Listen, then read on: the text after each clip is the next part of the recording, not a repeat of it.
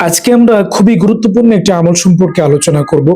হয়তো এই আমল সম্পর্কে আমরা অনেকেই জানি না, কিন্তু এর ফজিলত অনেক বেশি।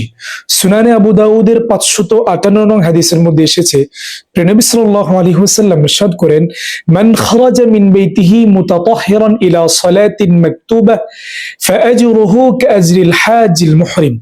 নবী সাল্লাল্লাহু আলাইহি ওয়াসাল্লাম ইরশাদ করেন, যে ব্যক্তি নামাজের জন্য ওযু করে নিজ ঘর থেকে বের হবে, সে একজন ইহরামধারী হাজির সমান সওয়াব পাবে। সুবহানাল্লাহ। আমরা যখন বাসাবাড়ি থেকে বের হব, যখন ঘর থেকে বের হব, আমরা ওযু করব, পাক পবিত্র হব এবং আমাদের উদ্দেশ্য থাকবে আমরা মসজিদে গিয়ে ফরজ সালাত আদায় করব।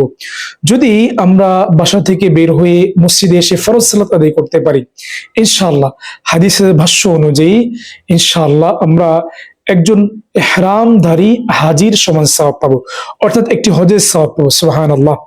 ছোট্ট একটি আমল যদি আমরা একটু খেয়াল করি, আমরা যদি চাই এই আমলটি করতে, তাহলে কিন্তু বিশাল সওয়াবের বিষয়।